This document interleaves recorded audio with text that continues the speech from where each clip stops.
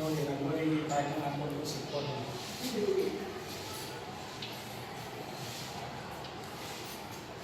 I don't know your Rangoli competition, but this time I noticed free hand without dots also they got prizes. You were not getting for the designs.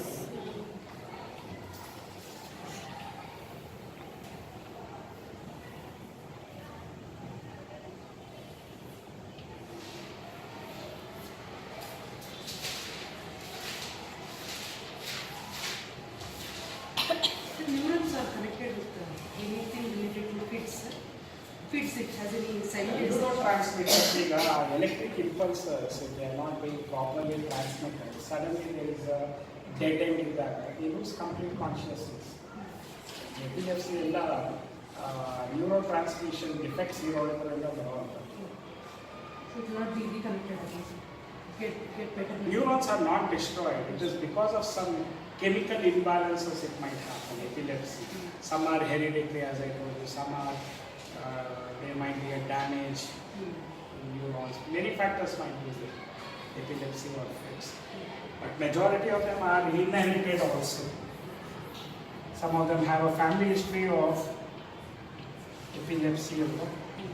Some of you might be knowing better than the family members, so they might be suffering from it. Very long.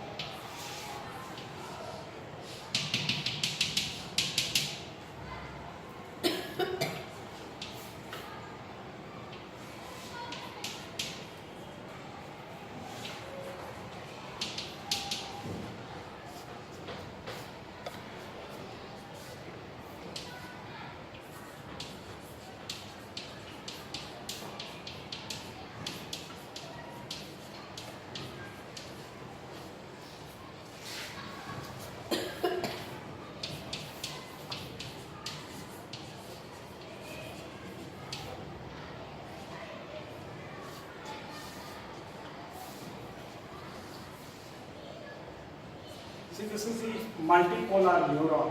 Okay. They have a prominent nucleus. There are granules which we call it as dihydroids.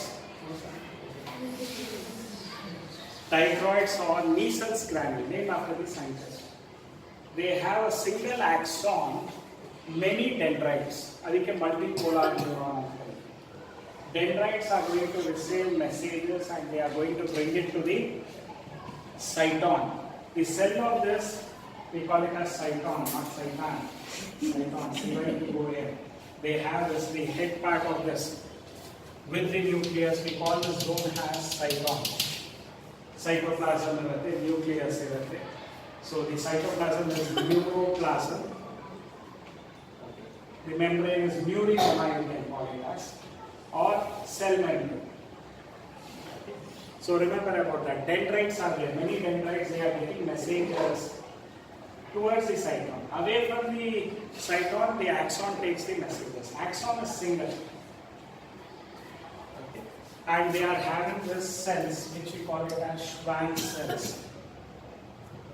Some of them do not have the Schwann cells, we call them as non-myelinated nerves. If they have Schwann cells, we call it as myelinated neurons. Non-myelinated neurons, with the types of neurons, and you can have myelinated neurons, non-myelinated neurons. Non-myelinated neurons do not have Schwann cells. This junction between the Schwann cells, we call it as node of Ranvier. Node of Ranvier. Okay. And here the axon, they branch to form the telodendrion, and this telodendrion ends up with button-like structures called as synaptic nerves. Synapse is physiological junction between two neurons. Now this neuron is interconnected. This get impulses from other neurons, dendrites of other neurons. They get messages, but they are not chemical neurotransmitters, are they? It is not because of the cellular complexes. The neurotransmitters are chemical in nature. Electrical impulses are there. Okay. This is how the multipolar structure of multipolar neuron. So two things that you might get as diagram-oriented question is multipolar neuron and the sagittate section of brain. Okay, these are two things that you have to remember about. So now you have almost understood about our central nervous system, what it is, the different areas are there, speech area, motor area, okay, reasoning area, then there is taste and smell, reading, vision, hearing. They interpret, different zones are there. If they get damaged to any accident or other things, those zones are affected. And they also have memory.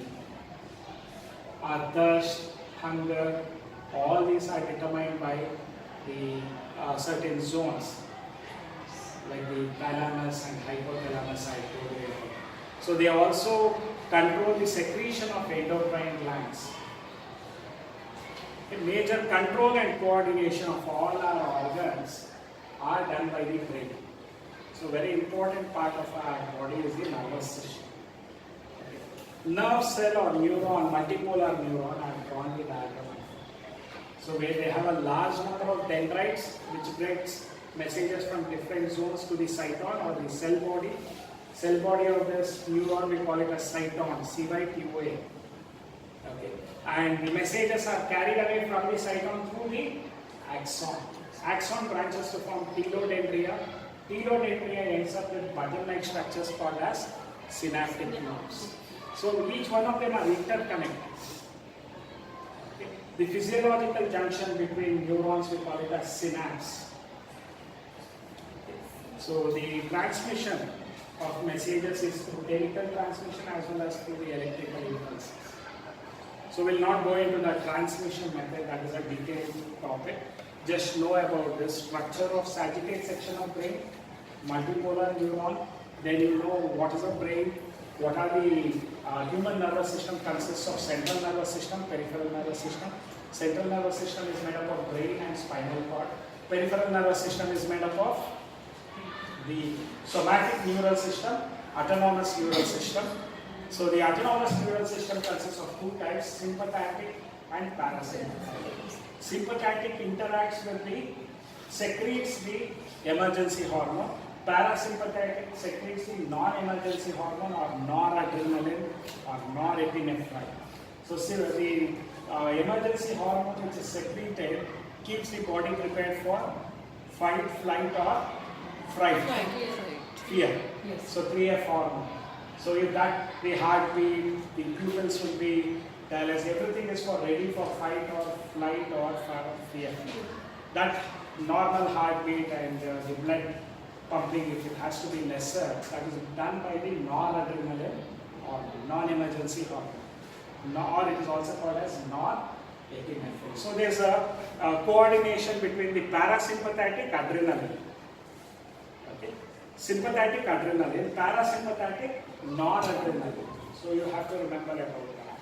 So then we had also discussed about the peripheral nervous system. Other types are there, where you have sensory nerves, motor nerves, mixed nerves.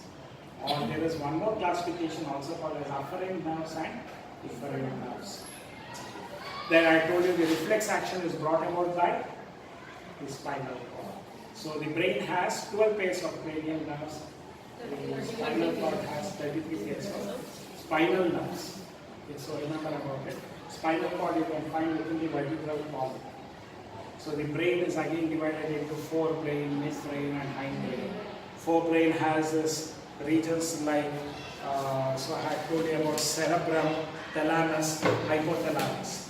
Hindbrain forms cerebellum, which helps in the body balance and stature, medulla oblongata. So you can remember about that. Midbrain, cerebral aqueduct, and there is corpora quadrigemina. So remember about those. That would be sufficient for you. So some of the disorders, like some of you had discussed about epilepsy, or what we call it as fits. So the neurotransmission, if it gets affected, it leads to that. You might find that in the young infants also. The head injury should be taken very seriously. As I told you, major sensory organ central nervous system is located in our head. That's the reason even the demands medical professionals, they always say that more people die out of head injuries. There would not even be a scratch on body. But because they don't wear helmets, such serious head injuries, it leads to death. Okay. So take precaution of the very valuable asset that you have as your head, which consists of central nervous system, and majority of sensory organs are located there. So that is one aspect. Then there is, I had already told you, dementia. As the age of people lose memory. So there are certain diseases like Alzheimer's disease, Parkinson's disease. Then there is also strokes. Okay. So the seizures or strokes that might happen, partial strokes that might happen. As the age of aging approaches, it leads. So these are some of the disorders that you can come across. But in young infants, you can notice the epilepsy and all this. That is the major thing that you should be aware of. I think that completes our syllabus. That would be enough.